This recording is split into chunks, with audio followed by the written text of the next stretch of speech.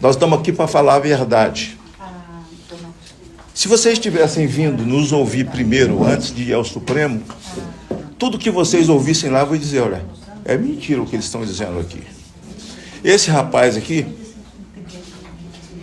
a empresa que o acusou e que fez uma delação e depois fez um acordo de leniência para devolver o dinheiro roubado, assumindo isso, teve esse dinheiro devolvido agora pela via do escritório da esposa dele. Porque os ministros do Supremo, aliás, diferente dos outros, eu quero ser filmado, quero ser gravado. Porque a Suprema Corte, lá onde vocês estiveram, eu sabatinei todos eles. Eu tenho 3 mandatos de senadores. Exceto o Nunes e o André Mendonça, mas por quem militei muito, mesmo fora do mandato, porque o presidente Jair Bolsonaro a ser esfaqueado em 2018 por Adélio Bispo. Aliás, quero que os senhores registrem que Adélio Bispo é a pessoa mais importante do Brasil. É o mais glamourizado, é o mais amado, é o mais guardado. Ninguém pode quebrar sigilo de telefone dele, ele é protegido pelas autoridades, ele tem advogados muito fortes, muito famosos dessa tal grupo como é que é o nome das advogadas? Prerrogativas, e esse Adélio Bispo que esfaqueou Jair Bolsonaro, que até hoje, esse que não é um lobo solitário. Vejam que nós estamos vivendo. O presidente da Suprema Corte, chamado ministro Barroso, o Alexandre de Moraes, ele é relator de um inquérito que começou com esse rapaz aqui. E esse inquérito começou com base no regimento interno do Supremo Tribunal Federal, que é para tratar de questões internas e não de questões externas. Olha só a inversão disso. E aí virou um estômago de elefante, onde eles jogam tudo ali dentro. O ordenamento jurídico do Brasil, nós estamos vivendo na época da internet, nós estamos vivendo na época cibernética. O nosso ordenamento jurídico está nas nuvens.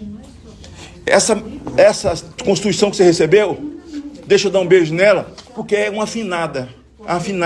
Tchau, tá morta. Ninguém a respeita. Ali cada um faz o seu próprio papel. Aqui está esse homem, que eu quero lhe dar a foto dele. Chama Clezão. Ele foi morto nas vísceras, senhor.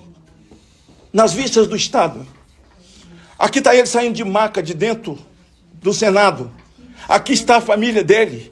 Ele não quebrou, ele não fotografou, ele simplesmente estava lá. A PGR, que de uma certa forma não é ouvida, e quando é ouvida sempre está do lado da Suprema Corte, pediu para soltá-lo, por falta de prova e pelas comorbidades que ele estava doente. Ele morreu lá dentro. A esquerda do Brasil, que vocês conhecem, vocês estão lá para estudar esses assuntos, em 64... eles falam que o Herzog desapareceu nos porões da ditadura. Esse cidadão aqui desapareceu nos porões. E o sangue dele está na mão do Supremo Tribunal Federal. De Alexandre de Moraes, que aliás é o CEO daquele negócio lá, está na mão dele. 1 minuto. Essa família aqui sofrendo. Aqui está o advogado, o nosso presidente da Suprema Corte, o senador, o ministro Barroso, fazendo o seu discurso, um comício no meio de jovens da Uni, dizendo, acabamos com o bolsonarismo. Bom, a não ser que ele nos convença a ser a favor de aborto, a favor de ideologia de gênero, a favor de invadir terra dos outros, aí acabou mesmo, né? Mas veja, isso é papel de ministro, e aqui é ele. Cadê o vídeo? Esse vídeo aqui, quero que você escute a voz dele, dizendo o seguinte: eleição não se ganha, se toma. E ele estava lá pousado do seu lado ontem, deve ter contado mentira pra caramba. Aqui. Aqui ele aqui, ó. O senhor vai responder às Forças Armadas? O senhor vai deixar o código ser exposto? O Brasil precisa dessa resposta, ministro. Com todo respeito. Por favor, Barroso, responde pra gente. Perdeu o mané numa mola. Perdeu o mané numa mola. Perdeu o mané. Essa senhora aqui, me perdoa, essa senhora aqui, tá vendo aqui? Eu sou um dos senadores que mais vivi dentro da colmeia, que é a penitenciária feminina aqui, e a Papuda, que é a penitenciária de adultos. Eu sou o senador que mais estive lá, que mais convivi. Tá vendo essa senhora aqui com as filhas aqui? Isso aqui é roupa de presidiária. Ela aqui escreveu com um batom. aqui nessa estátua, perdeu o mané. Ela eternizou uma frase dele. Sabe quantos anos ela tomou, doutor? 17 anos de cadeia. 17 anos. Porque escreveu a frase dele. O povo do Brasil estava vivendo numa catarse. Ali não tinha um canhão, ali não tinha um apoio de nada, de nenhum outro país. Jair Bolsonaro já não estava mais aqui. Se quebrou um vidro, se algum vândalo fez alguma coisa, agora digo ao senhor, o general G. Dias, que é o GSI do presidente da República, as imagens apareceram dele lá dentro, com algumas pessoas, ele dando água, servindo as pessoas, que supostamente eram vândalos desse dia. Eu garanto ao senhor, com a pureza da minha alma, eu procurei essas pessoas no presídio. Eu os visitava 2, 3 vezes por semana. E eles não estavam lá, naquela montagem. Então eu espero que os senhores, desprovidos de qualquer paixão, sejam os senhores socialistas ou não, progressistas ou não, como diz o povo brasileiro, que vocês analisem isso com sentimento de um país que está pagando um preço, de uma Suprema Corte, de um país que vive um consórcio de uma ditadura do proletariado, um consórcio que envolve o Supremo Tribunal Federal, um consórcio que envolve, infelizmente, o presidente dos poderes das duas casas. Então, em nome dessa gente, é que vocês precisam entender que o Brasil já vive uma ditadura. Encerro com um debate cabuloso aqui, do Tagliaferro, que é um cidadão, assessor de Alexandre de Moraes, um perito, certo? Conversando com outro perito contra a revista Oeste, uma revista de direita aqui. Mas o ministro queria pegá-los. E ele diz, olha, não achamos nada, tudo que eles estão falando é sobre jornalismo, não tem crime aqui. Aí o outro disse, cria, inventa, busque a sua criatividade, porque o ministro precisa punir. Ora, que país nós estamos vivendo? Se o senhor visse o discurso, o presidente da Suprema Corte do Brasil está aqui, ó. Ele foi o advogado de César de Batista, o senhor trabalhando num lugar onde o senhor sabe quem é esse terrorista que está preso de prisão perpétua por ter queimado crianças inocentes e famílias. Sabe quem advogou para ele? O presidente da Suprema Corte do Brasil hoje, que fala em liberdade e democracia, prende inocentes e, olha aqui, todos esses que estão aqui são deputados de esquerda. São deputados de esquerda. É muita coisa para 5 minutos, mas eu espero que eu tenha cumprido o meu papel. Não tenho problema nenhum. E quero dizer uma coisa a vocês. Tenham cuidado de criar uma comissão, pedir para assistir detalhadamente a sabatina de cada um dos ministros que aí estão. E vocês verão que eles não passam de um estelionato. Pois é, você viu aí esse desabafo aí do Magno Malta, mostrando tudo ali para o Pedro Vaca, né? Ou Pedro Baca, como se diz ali em espanhol na língua dele. Mas olha só, pessoal, o Moraes está apavorado com esse relatório que vai sair agora. E nós vamos mostrar aqui uma outra matéria quentíssima, porque preste atenção, esse diretor aí da OEA, ele tem interesses nesse relatório. Por quê? Você vai entender durante a fala aqui do Deltan Dallagnol. Preste bastante atenção, pessoal. O Pedro Baca pode colocar um relatório altamente favorável à direita no Brasil e principalmente a Jair Messias Bolsonaro. E você vai entender isso aqui agora.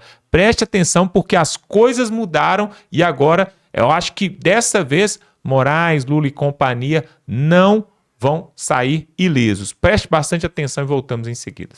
O Pedro Vaca, que é o relator da OEA para a liberdade de expressão, ele está preocupado com o STF, sem saber como que o STF diferencia crítica legítima de ataques à democracia e discurso de ódio. Ou seja, ele está preocupado com o STF que não sabe nem qual é o seu limite e ele está aqui justamente para investigar isso. Os abusos, às vezes que o STF ultrapassa o limite para censurar e abusar contra os brasileiros. Gente, já está chegando aqui agora o fim da visita do Pedro Vaca ao Brasil e a essa altura ele já conversou com todo mundo que ele tinha para conversar, até com o presidente Bolsonaro. Só que a Folha de São Paulo disse que ele está bastante preocupado e eu vou te mostrar quais são as 3 preocupações dele. Primeiro, vou te mostrar a preocupação com a falta de clareza do STF em distinguir críticas de ataques. Segundo, é a preocupação com o possível corte de recursos americanos para a OEA, caso o governo Trump e os republicanos não fiquem satisfeitos com o relatório que ele venha fazer sobre o que está acontecendo no Brasil. E em terceiro lugar, que é a mais surpreendente preocupação, ele ficou preocupado com o que a Folha chamou de direita radical. E eu vou te contar no final ainda um bastidor inédito que uma fonte minha em primeira mão me revelou sobre o Pedro Vaca, que vai encher o seu coração de esperança nesse final de semana, o que é exclusivo. Então bora aqui para a matéria, acompanha aí comigo, ó. Relator da liberdade de expressão expõe preocupação sobre STF e, aspas aí, direita radical. Vamos acompanhar a matéria. O relator para a liberdade de expressão da Comissão Interamericana de Direitos Humanos, o colombiano Pedro Vaca, que veio ao Brasil para investigar abusos contra a liberdade de expressão, a censura do Alexandre de Moraes, ele tem dito a interlocutores que ele está preocupado com a falta de clareza na diferença entre o que é ataque à democracia ou discurso de ódio e o que é simplesmente um discurso crítico, legítimo, em ações do Supremo Tribunal Federal. O relator também afirmou a interlocutores ouvidos pela Folha que ele está assustado com o nível de agressividade das conversas que vem tendo, principalmente com representantes do campo conservador que alegam ser censurados pelo Supremo. Gente, olha só que monumental essa primeira preocupação dele, com a falta de clareza entre o que é uma crítica legítima e o que é um ataque à democracia ou discurso de ódio. E por que ele não está conseguindo entender bem isso, essa distinção? A resposta é muito simples. Porque conceitos como discurso de ódio, ataques à democracia, fake news, desinformação, ataque às instituições, nada disso existe no direito brasileiro. Não existem conceitos legais para essas coisas. Só que o STF tem dado ordens de censura justamente com esses fundamentos, o que é absolutamente ilegal. A nossa Constituição só prevê um único limite para a liberdade de expressão, que é a vedação ou proibição ao anonimato. E os demais limites para a liberdade de expressão estão no Código Penal, que são os abusos desse direito, os crimes contra a honra, como injúria, calúnia, difamação, os crimes de apologia ao crime ou criminoso, a incitação de crimes e o racismo. Pronto, gente, é só. Porém, agora a STF criou uma grande confusão na cabeça do relator Pedro Vaca, quando na verdade é muito simples. Se o discurso não se encaixa em nenhuma dessas hipóteses que eu mencionei de abuso, por mais contundente ou desagradável que o discurso possa ser, ele é legítimo, porque a liberdade de expressão existe justamente para proteger o discurso que não é agradável. Olha só como que eu falei aqui é verdade. Dá uma olhadinha aqui, ó. As principais preocupações levantadas por Vaca com diversos interlocutores são a falta de uma definição clara para o que é desinformação, o julgamento do STF sobre o Marco Civil da Internet, que pode aumentar a responsabilidade das plataformas, a remoção de contas em redes sociais e ataques da direita contra jornalistas e acadêmicos. E vejam que isso que eu falei agora também está alinhado aos princípios da própria Corte Interamericana de Direitos Humanos. O princípio 7 da Declaração de Princípios sobre a Liberdade de Expressão da nossa Corte Interamericana diz o seguinte, eu vou mostrar aqui para vocês, olha aí, ó, desculpe que está pequeno que é um PDF, então eu não consigo ampliar, mas ele diz o seguinte, esse trecho em laranja, ó. Condicionamentos prévios, tais como veracidade, oportunidade ou imparcialidade por parte dos Estados, são incompatíveis com o direito à liberdade de expressão reconhecido nos instrumentos internacionais. Isso quer dizer, gente, que o Estado não pode censurar um conteúdo por considerar ele falso ou então inconveniente politicamente. Agora, bora aqui para a segunda preocupação do Pedro Vaca, que é o dinheiro. Money, money, money. Olha aqui. Vaca está sob pressão de deputados republicanos trumpistas nos Estados Unidos que ameaçam cortar o financiamento do país para a Relatoria de Liberdade de Expressão da OEA, da Organização dos Estados Americanos. Os Estados Unidos são grandes financiadores do escritório do Relator de Liberdade de Expressão. Diz ele, estamos muito preocupados sobre como estão sendo usados esses recursos. Isso quem diz são os deputados parlamentares americanos, tá? Estamos muito preocupados sobre como estão sendo usados esses recursos, uma vez que não houve nenhuma medida da organização para abordar esses assuntos urgentes, que são uma flagrante violação de direitos. Ou seja, aqui os deputados americanos, senadores, deputados, parlamentares, estão cobrando a Relatoria de Liberdade de Expressão para que tome ações contra a censura que acontece nos diferentes países. E, gente, eu pesquisei para vocês e, segundo o portal Metrópolis, o valor previsto que os Estados Unidos vão mandar para a OEA nesse ano é de 52 milhões de dólares, sendo que apenas o valor aportado pelos americanos corresponde à metade do valor que a OEA arrecada com os outros países da organização. Então veja o impacto do financiamento americano. Aí dá para entender a dimensão que essa contribuição americana tem para o órgão internacional? O que você acha? É muito ou é pouco? É muito, né, gente? É gigantesca. E é claro que eles não vão querer perder esse financiamento. Muito menos o Pedro Vaca e da relatoria, que em grande medida é financiada também pelos Estados Unidos. Bora então agora partir para a terceira preocupação que eu quero mostrar para vocês do Pedro Vaca, que seria essa tal de direita radical, para depois eu te dar uma informação exclusiva das minhas fontes. O relator também se mostrou impressionado com relatos de tentativa de intimidação a jornalistas e acadêmicos por parte de juízes e políticos de direita e o uso de processos de calúnia e difamação. Gente, isso aqui é uma reação de jornalistas, muitos declaradamente de esquerda, contra políticos de direita que processaram esses jornalistas por algum motivo. Só que isso aqui não tem nenhuma comparação com as denúncias de censura e de abuso judicial. Todo cidadão tem direito a litigar e de processar quem entendeu que o prejudicou. E ainda, 2 cidadãos privados que estejam ali num processo brigando, eles não têm nenhuma equivalência com o Estado censor todo-poderoso, com mecanismos coercitivos, bloqueando integralmente redes sociais de alguém, fazendo uma busca-apreensão, bloqueando bens, fazendo até prisão preventiva, apreendendo passaporte. Não são situações comparáveis, a de 2 litigantes, a de um político que processa um jornalista e a do Estado censurando. Essas situações, então, não são comparáveis. A situação de um político aí, dessas que ele estava reclamando, de políticos de direito, isso aí não é censura. Você até pode falar que existe um problema aí de assédio judicial, mas aí não tem relação com liberdade de expressão e não é algo que deveria ser trazido ao Pedro Vaca. Isso mostra um certo desespero desses jornalistas de querer desqualificar os relatos de censura da direita, trazendo um ponto que não é relevante para a conversa, é apenas aí, como dizem, um espantalho. E agora eu quero entregar para vocês a surpresa exclusiva que eu prometi. Presta atenção que isso também vai aquecer o seu coração. Pessoas próximas a Pedro Vaca revelaram que ele quer renovar sua permanência no cargo de relator da liberdade de expressão da OEA, ou então ele quer se tornar um comissário. E para isso, o voto dos Estados Unidos é essencial. E em relação ao tribunal, a Corte Interamericana, ele sonha em ser juiz do tribunal. E aqui os Estados Unidos não têm voto, porque os Estados Unidos não fizeram todos os procedimentos para se submeterem à jurisdição da Corte Interamericana, diferente do Brasil. Mas ainda assim, os Estados Unidos têm uma força imensa na escolha de quem vai ser um dos novos juízes da Corte pela pressão e pela influência que os Estados Unidos exercem em países como Peru, Panamá e Costa Rica.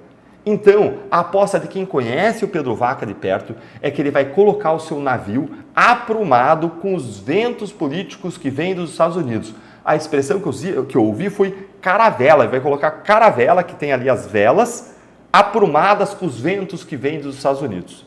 E isso nos dá esperança. Por quê? Quer pelo que é justo, porque está acontecendo uma censura desenfreada, estão rasgando a Constituição, quer porque ele tem um interesse próprio. O Pedro Vaca tem razões de sobra para apontar no seu relatório os abusos que acontecem no Brasil.